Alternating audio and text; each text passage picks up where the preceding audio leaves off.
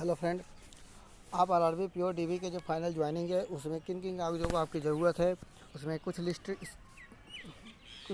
आपको तैयार करने हैं और उसको तरीके से सजाना है। जैसे आपको सबसे पहले आपके पास जो फॉर्म आपने फिल किया था वो फॉर्म की रसीद आपके पास होनी चाहिए, वो फॉर्म होना चाहिए। दूसरा है जो आपकी ज्वाइनिंग लेटर आपके पास आया है, जो ईमेल पे वो ज्वाइनिंग लेटर आपके पास होनी चाहिए। ज्वाइनिंग लेटर या डीवी के लिए जो आपके पास मेल आया है वो मेल का पीडीएफ आपके पास होना चाहिए। तीसरा है आपका जो आरआरबी पीओ का जो रिज़ल्ट आया है या आरआरबी ऑफिस असिस्टेंट का जो रिज़ल्ट आया है वो रिज़ल्ट का कॉपी आपके पास होना चाहिए। ठीक है। चौथा है आपके पास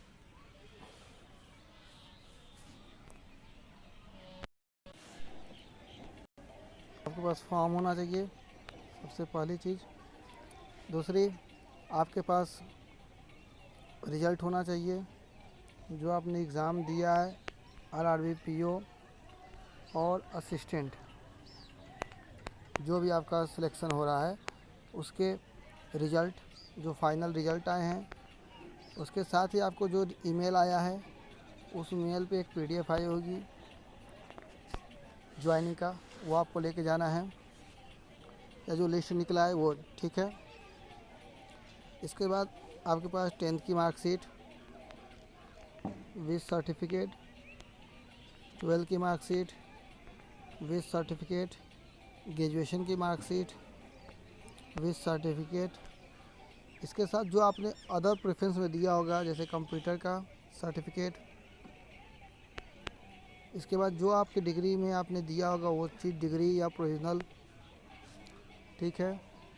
इसके बाद अगर आप कास्ट में हैं, एससी और एसटी या ओबीसी या ईडब्ल्यूएस, तो आपको इसका सर्टिफिकेट चाहिए। और सर्टिफिकेट बनाना बहुत ही आसान है, किसी प्रकार की टेंशन की बात नहीं है। आप सहज जन सेवा केंद्र जो आपके शहर में होगा, सहज जन सेवा केंद्र, सीएससी डिजिटल सेवा केंद्र, इस तरीके के से नाम से पूरे शहर में काउंटर होते हैं। आपको वहाँ बस जाना है। 100 से 150 रुपये आपको लेंगे, 100 रुपये मैक्सिमम 100 रुपये ही चार्ज है कास्ट सर्टिफिकेट का और निवास प्रमाण पत्र यानी डोमिसाइल सर्टिफिकेट। तो डोमिसाइल सर्टिफिकेट हो या फिर आपका जो कास्ट सर्टिफिकेट हो, एक सर्टिफिकेट बनाने का 100 रुपये चार्ज लेते हैं और आपको 1 हफ्ते के अंदर दे देते हैं। लेकिन वहाँ आपको बताना है, वहाँ आपको क्या बताना है कि हमें सर्टिफिकेट जो चाहिए वो गवर्नमेंट ऑफ इंडिया फॉर्म में चाहिए, नॉट स्टेट गवर्नमेंट। हमें किस फॉर्म में चाहिए? Government of India. ध्यान देना, बहुत ही इंपॉर्टेंट बात है, गवर्नमेंट ऑफ इंडिया फॉर्म में हमको वो सर्टिफिकेट चाहिए। आप वहाँ दुकानदार को बताएंगे कि सर हमें caste certificate and domicile certificate चाहिए, दोनों कास्ट एंड डोमिसाइल और दोनों गवर्नमेंट ऑफ इंडिया फॉर्म में चाहिए फॉर जॉब के लिए। ठीक है। यहाँ भूलना मत आप बनाने के लिए, नहीं तो वो आपको स्टेट गवर्नमेंट का दे देंगे जो आपको जाके वहाँ दिक्कत हो जाएगा। हो सकता है वो आपसे अंडरटेकिंग में ले ले या आपका नाम वो वेटिंग लिस्ट में डाल दे सकते हैं, क्योंकि ये फाइनल ज्वाइनिंग है। इसलिए आप एक सर्टिफिकेट ज़रूर बनवा के लेके जाएं। अगर सर्टिफिकेट आपका नहीं बन पाया, सपोर्ट कीजिए, अगर 2 रोज़ बाद ही कॉल है और आपका सर्टिफिकेट, तो आप उनसे रिसिप्ट ज़रूर लेके जाइएगा। और आपके पास जो सर्टिफिकेट पुराना है 1 ईयर बिफोर का, 2 ईयर बिफोर का, आप उससे लेते जाइएगा। न्यू वाली रिसिप्ट लेते जाइएगा जो आपने अप्लाई किया है। उसके साथ साथ जो आपकी ओल्ड वाली रिसिप्ट है, जो आपके पास old caste plus domicile certificate है, क्योंकि आई होप आपने जब ग्रेजुएशन कर रहे होंगे तो आपने ये दोनों सर्टिफिकेट ज़रूर बनवाए होंगे। तो उस वक्त का जो आपके पास जीरोक्स रखा हुआ है आप उसको लेते जाइएगा, लेकिन साथ में न्यू वाले का रिसिप्ट ज़रूर ले जाइएगा। इससे क्या होगा कि आपको परेशानी नहीं आएगी। और कि जिस भी फॉर्म में आपके पास हो, गवर्नमेंट ऑफ इंडिया फॉर्म में तो होगा नहीं, क्योंकि आपने स्टेट गवर्नमेंट का उस वक्त आरक्षण लिया था, रिजर्वेशन लिया था, तो आपके पास स्टेट फॉर्म में होगा।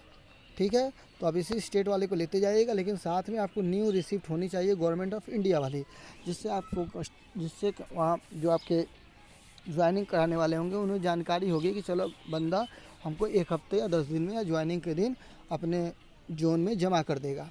ठीक है। ये हो गए कास्ट सर्टिफिकेट के बारे में बात एंड डोमिसाइल सर्टिफिकेट के बारे में बात। अब बारी आती है पुलिस वेरिफिकेशन की। पुलिस वेरिफिकेशन जो होता है बहुत ही सिंपल तरीका है, इसमें किसी प्रकार की सोचना नहीं है।